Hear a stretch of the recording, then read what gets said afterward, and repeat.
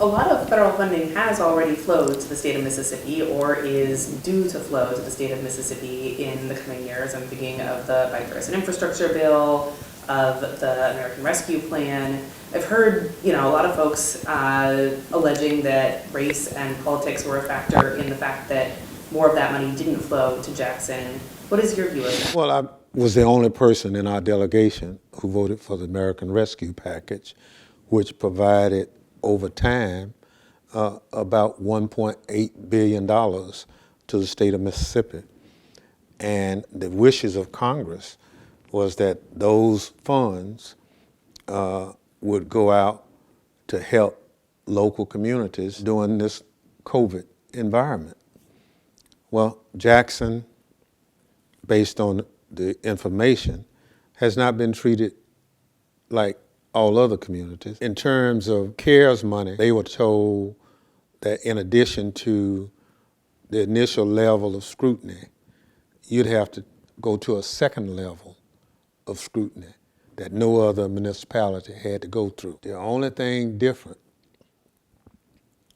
between those other municipalities and Jackson is its size, the political affiliation, and the color of the majority of the people who are elected to office. I've heard some groups considering the possibility of filing a civil rights complaint over the distribution of federal funds. Is that something you would support? I think any use of federal funds is subject to some form of review, whether it's a civil rights complaint, whether it's a complaint based on age, sex, or whatever. If there's a discrimination complaint brought about because of how Jackson has been treated or the expenditure of the funds, I'd have no problem saying, let's see what the record reflects. But for a state like Mississippi that's so dependent on federal funds, to have been found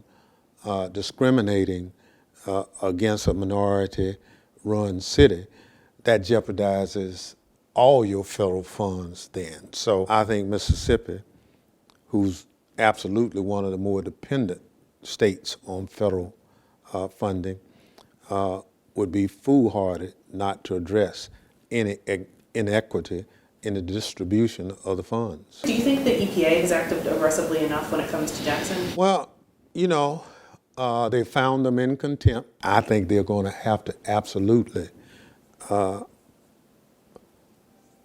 look at some kind of enforcement to get this done beyond what they've done. My experience with any office of Inspector General is they have their own method of looking at the complaint. When they complete it, I think the report needs to be as thorough as possible. One, to see how the city has been treated with the use of EPA funds historically, but also they need to see what the city has done in return for operating and maintaining the water system as the owner. Most IG reports are independent of politics or anything like that. It's just the facts. And I just hope the facts will be just that in this particular investigation.